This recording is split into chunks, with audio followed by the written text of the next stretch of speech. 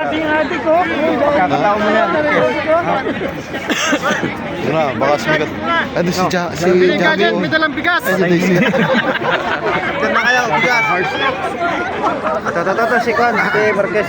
20 na lang kilo ng bigas. Dito sa check. Hello, magandang hapon sa lahat. At assalamualaikum. Kapatid natin ang Ayun na sabihin. ko ako lang ata yung Muslim dito.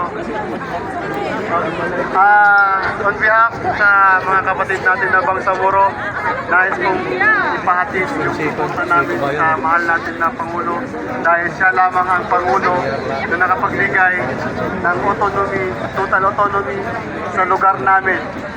I am from Cotabato City and ako po ay half Maguindanao, half Bisaya. And my mother ko po ay from Davao City. I live in between. Lumaki ako sa Muslim side, lumaki ako sa Christian side. So, on behalf politiko, on behalf sa Bangsamoro community, sa BARM, salamat po Pangulong Duterte sa binigay mong pagbabago sa aming lugar. Yan lang po, salamat po. Salamat kapatid Maxine. Salamat po. Marquez daw. Marquez Cosas. Sino pa po? Sige, alam mo na salita ka na lang. Alam ko salita. Sabihin mo, kami bigat ng dala. Sarado mo ngayon. Sige lang salita na kayo kasi sa susunod sa direct na tayo. Mas mahirap din salita doon. Sige.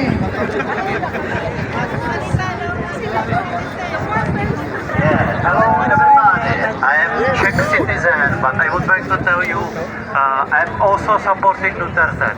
I was visiting Philippines maybe 12 years already, many times. I was visiting Mindanao, many places in Manila, and I can see what Duterte did. Really, he did good work, good job for safety of people, and this is not fair what happened. You should really protest because Duterte should be home. So, Duterte! Duterte! Duterte! Duterte! Duterte! Sino pa po? Kasi doon. O kuya, dito sa likod. Ayaw nila para dito kami sa likod. Okay, sige. Nasa likod po kayo.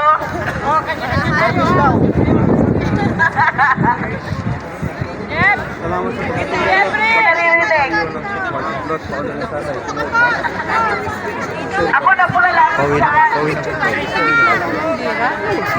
Wala ka picture ng Pawin. Papakita ko ng video. Bagong sahod ni Marquez.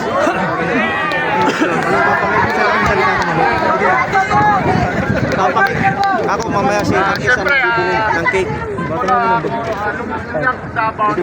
Kaya nasaksiyan ko lahat ng kabutihan ni Tatay Digong. So, kung gaano naman lang, naabutan ko rin kung gaano kami kahirap dati sa Davao. Kasi grabe ang email, nasa city na talaga.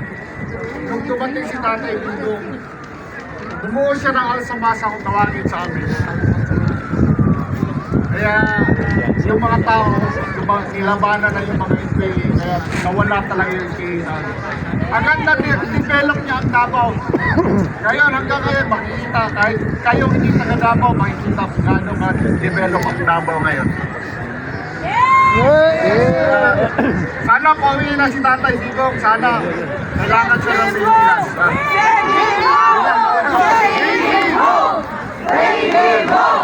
Bring him home!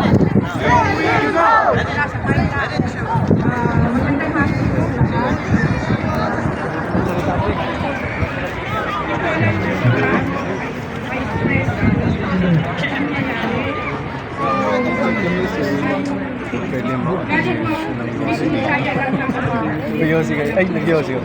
Sorry. Ano na hindi ikutin eh.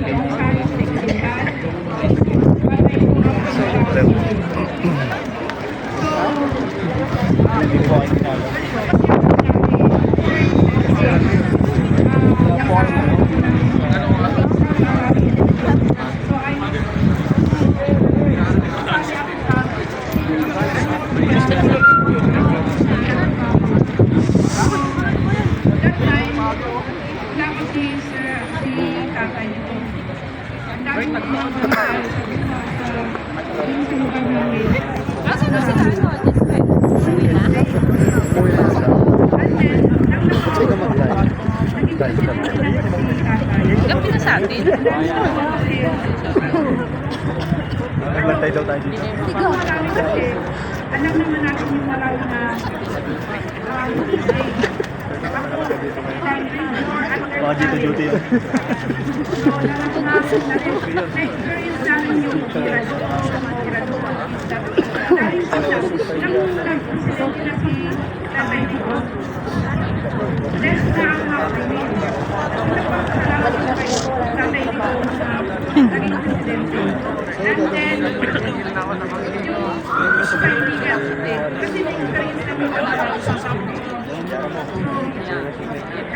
salamat namin sa tatay mo. Ang dami pa nagawa. Tapos, nung nawala na siya, saan tayo nakatira? Kailangan natin ibalik si tatay. Bring him home to the Philippines! Bring him home! Bring him home! Bring him home!